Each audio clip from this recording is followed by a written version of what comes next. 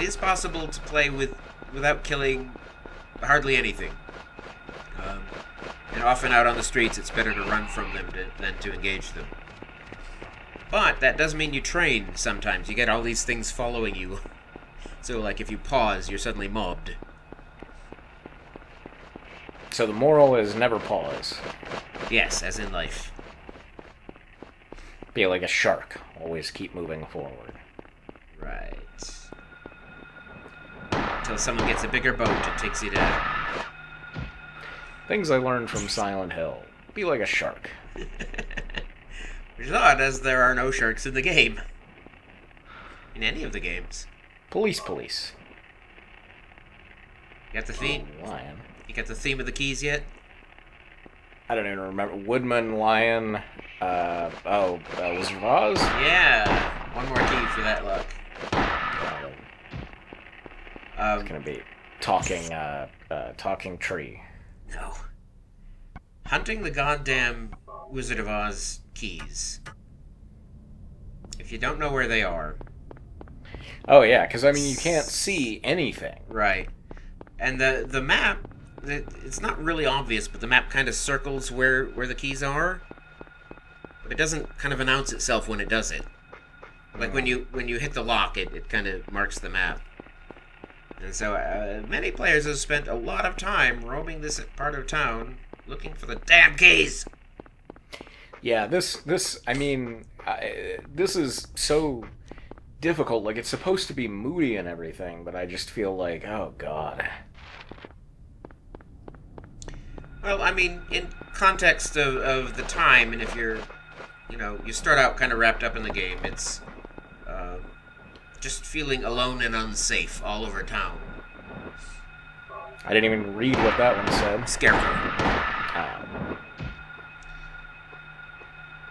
Well, consigned to hell, I guess.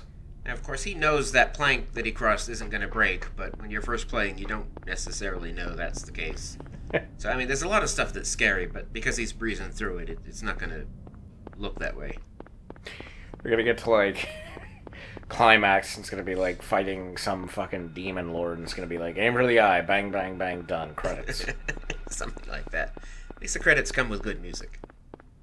I honestly don't remember the ending. I've watched a long play of this, and I also watched, somebody took one of the games, and they cut out all the, everything except for the, what's the word I'm looking for? Like, the movies. The cutscenes, and made, like, a 3.5 hour movie out of it. So I watched that one. I remember it was about hunting for a child as well. Right. But yeah, so I've watched both of those, but I don't really remember the endings to them, and of course they have different endings, right? So right. I think the movie one that I watched just had the like super good ending or whatever. So let's see. Other ones with Looking for a Child include Shattered Memories and Homecoming. The former a little girl, the latter a little boy. I swear the kid's dead in the end. Like, I swear that, like, even the super good ending is the kid's dead, but the dad, like, moves on from it or something, so. That could be Homecoming. Or you can make a case for Downpour, but the kid was dead. Everybody knew the kid was dead when we started in Downpour. It's pre-Downpour, I'm sure of that. Probably Homecoming, then. I swear I remember a beach as well. Yes. No, wait. Downpour has a beach. I can't think of, Shattered Memories might. Nah. I don't know. There's a lot of material. Yeah. It's all pretty fuzzy. I just remember the end, like the end scene being like, I think I can move on with my life now. Something like that. Oh, I don't know. Maybe you found the kid. Maybe I just remember the wrong things. Anyway, we should try to not talk about other Silent Hills. Right now, we are in Harry Mason's world and mind. Right, we may need to save that talk for them in the future. Who knows? To hell. That's what this should say. I didn't even... Was it 11th Street? Is that what it said? 11th Street Doghouse. Got it.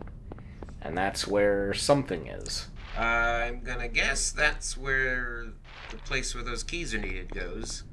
The clues don't always make sense. Though those pieces of paper are supposedly from Cheryl's coloring book. That's why he's following their cues. Yeah. So it's not entirely nonsense that he's following random cues on a piece of paper. Just nearly nonsense. I'm glad that my 8-year-old daughter is telling me how to live my life in this creepy town. I don't even see except in that pause screen, I don't even see a health meter or anything. That's correct. That's intentional. You don't automatically know how much health you've got. You've got to check. Oh, that's a bitch. Oh, here's a doghouse. Yep. I guess this is good. We found a thing. Yep. There's a fairly famous screenshot here.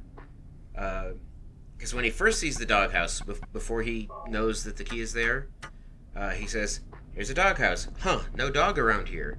But there is a dog spawned, leaping for his face in the screenshot. Is there one or two dogs kind of live, quote, quote, right there. So this is the house on Levin Street. Isn't that exciting? It is. I spent a lot of time trying to find stuff in this house, and there's not much. And there's a door near where you enter that's locked. It's not a broken door. It's not a broken lock. It's not locked from the other side. It's locked, which implies there's a key. There is not. That is the biggest mystery of the whole damn game, as far as I'm concerned. What's in the locked door on Levin Street? So this is Doghouse. I wonder if it's one of those things where originally there was intended keys for Eclipse. The keys, all right. The keys he gathered. Now his map is marked where they are, but he already got them. Oh, all right, okay. And he has no idea what that means, keys for Eclipse. It's just... Yeah. I have no idea what that means. Oh, look, it's growing dark. It's kind of literal.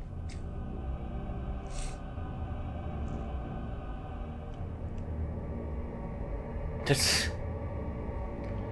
not that uncommon in the fog for things to get dark pretty fast. Well, I guess, okay, that got really dark now. So this is, of course, continuing our theme of games in which people have flashlights in their pockets. Right. I might be wrong, but this seems like the first or one of the first. I actually went out and bought a flashlight of the sort he has, and I have one. Now, of course, you could just do that with your phone. Yeah, but this is it's an old army flashlight, and it's made to clip onto the pocket. It's kind of L-shaped, or I guess 7-shaped. So the body of the flashlight rests in the pocket, and then the head kind of pokes out like a little snake. Now, see, if I were playing this game, the first thing that I would do would be try to find the source of that radio. The source of the radio, and it's never explained, but you sort of get a feel for it. Okay, he's running in the dark, which is good strategy, but bad for people watching. The radio registers the presence of the monsters. It's as if the monsters are radioactive. I see. And then once they're dead, it goes silent. But it lets you know... and there's sort of different kinds of sounds for the different kinds of critters. That makes sense. I think I knew that at some point. Like, if you start hearing the radio, you go the other way, basically. Right. Although if you're lost, sometimes you want to go toward the enemies, because they're probably guarding the next way through. That's sort of game standard. Oh, look, we found an underpass or something. I could not see that health drink on the ground. I saw the bullets, but I did not see the drink. But I will trust that they're there. He also might be viewing this on a larger screen than we are. Sure. I actually played this with a projection TV on a giant sheet on a brick wall in the basement of some frat boys. So that was interesting. I mean, in a creepy basement, so the mood was great, but the video quality was a little weak. But the size was awesome. Said the actress. Yeah. Bishop. That's a little pro tip for all of our female listeners. If you want to add an extra edge to a horror game, play it in the basement of a frat house. Terror. It was my frat house experiences are largely with Alpha Theta, which is a nerd frat house, and unisex, bigender, co-ed frat house. One of the first. I think the term is transmorphic. Well, only if one of them is a Mighty Morphing Power Ranger. You know, I am actually skipping out on seeing the Power Rangers movie to do this. I'm on a Lionsgate distribution list, and they sent me free tickets to see Power Rangers tonight, but I was like, I don't think I'm the target audience for this. I mean, it looks terrible, so I was interested to go simply for that, but... Now, I'm not sure where he's trying to get to. I assumed the school, that's right. But God only knows. The doghouse was the way to get through to the other side of town, because all the broken roads and stuff were blocking the way to the school. Yeah, he's collecting all sorts of stuff. I imagine I ran past a lot of good stuff when I played. Yeah, it's like you always spend too much time investigating areas that you shouldn't bother with, and vice versa. Yeah, this is a little bit harder of a game to comment on than I thought. I thought we'd have some more stilted dialogue and things like that. Instead, we have a barely visible protagonist shuffling through the dark. Yeah, I mean, you'll get more of what you were expecting. A little bit odd.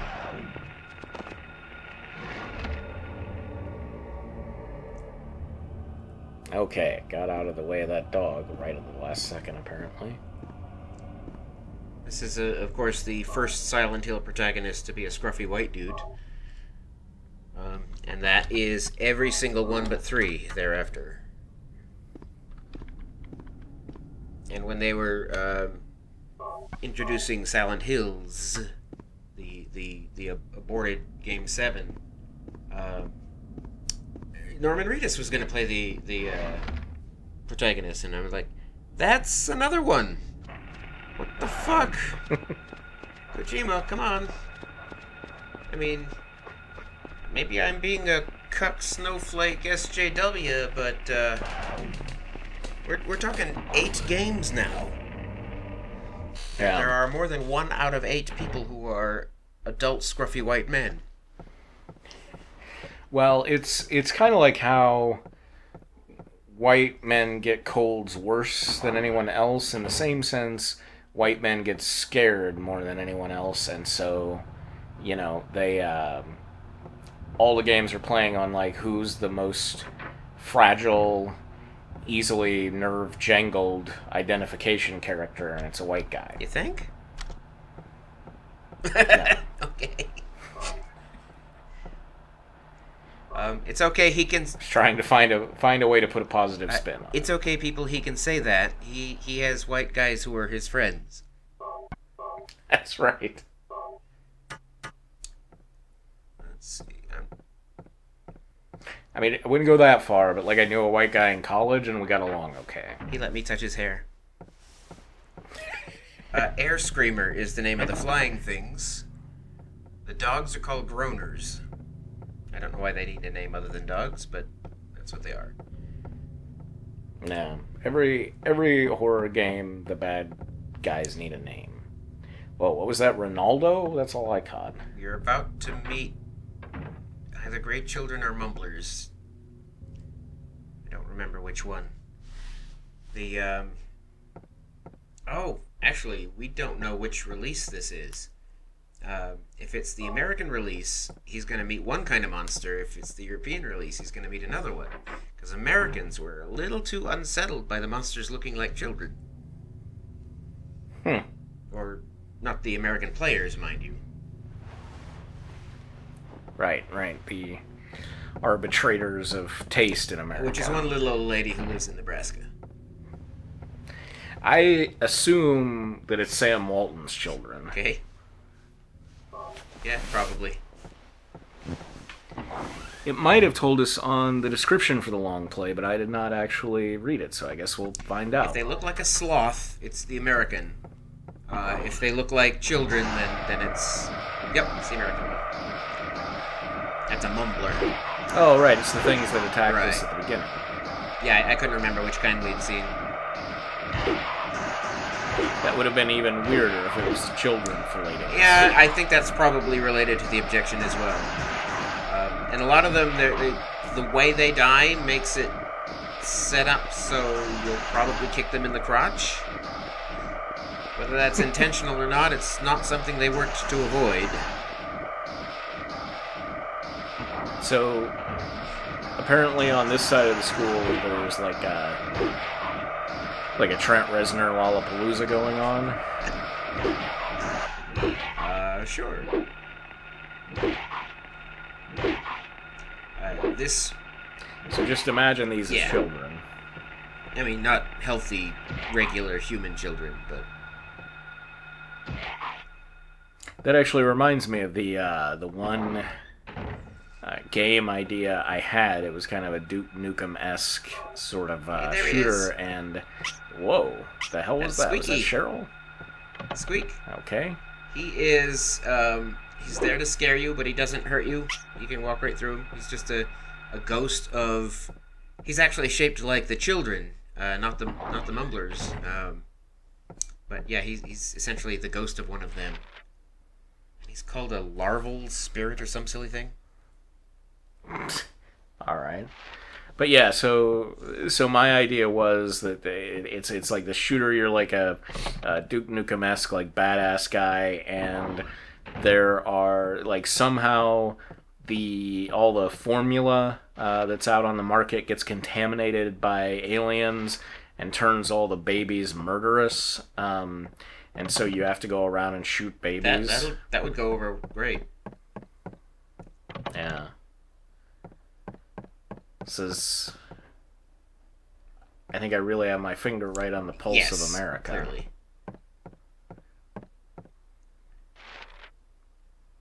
The school is overall modeled after a typical Japanese school.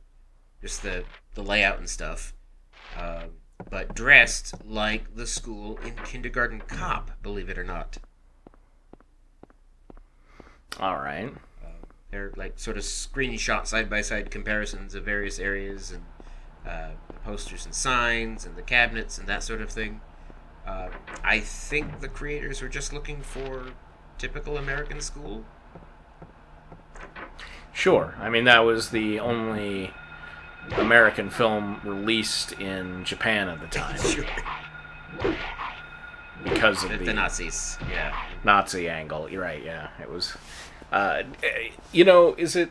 Do you think, are we far enough out from Kindergarten Cop now that, like, I don't even feel the urge to say it's not a tumor when I see Arnold Schwarzenegger anymore. Like have we finally outgrown that part of our It's not Obamacare. History? It's not a good impression. It's not. I still hear it's not a tumor, and get to the chopper, but I think people don't know where it came from anymore. Get to the chopper. That's just good. It's always that, and pain don't Classy.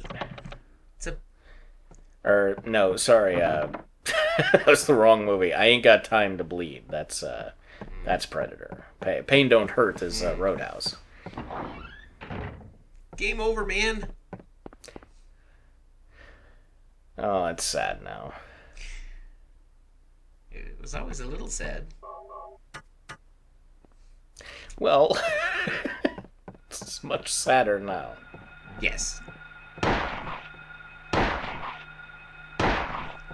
wonder how many people are gonna start mourning like Bill Paxton or the Pullman, the one that isn't the one that died. Damn it! Now I can't. I just. Right. I had it straight in my head as soon as I opened my damn mouth. I mixed them up. Yeah. Little trivia that I guess is kind of little known. I'm a big fan of the movie Brain Dead, which has both of them in it. Which, as far as I know, is the only movie with both of them in it. But that's why I got them mixed up, because it's the first movie I saw either of them in, and really liked that movie. I honestly did not mix them up until people started making jokes about mixing them up. Speaking of mixing up, today Chuck Barris died, and 3 or so days ago Chuck Berry died. Yeah, the latter being the musician, the former being the old game show host, Gong Show et al. And I used to confuse those when I was a kid. Well, I guess, luckily, now anybody who got them wrong, they're right within a few days Still of each gonna other. screw them up, like if they look them up because they died so close together. What the hell And like if their spelling is really atrocious, Google will autocomplete to one or the other, but not necessarily the one they're looking for. Come on, it's skip fun. a little I like that more, skip. Harry. That was cool. That's a useful skip to know, too. If you're being kind of hoarded by the little ones, they can get overwhelming. I actually, as much as I'm a fan of, in a fantasy setting, murdering children, I really like these little sloth guys. I'm glad that we're getting to fight them. They're nice character design. I like sort of their attack style kind of goes with the way they look, if that makes sense. Sure. They're a cohesive design, and a lot of horror movies and horror games do not have sensible storyline, but cohesive monster design that is consistent with the world and consistent within itself.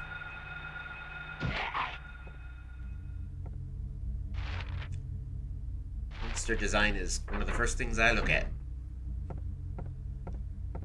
I find it interesting. Yeah, same here, like when I'm buying an apartment. How's the monster design in this fucker? Looking at apartments. Oh. Yeah. Like, okay, the toilet flushes, now let's look at the monster design. I think it's probably related to working at a haunted house and actually creating monsters. That may be the reason why I look closely and judge harshly.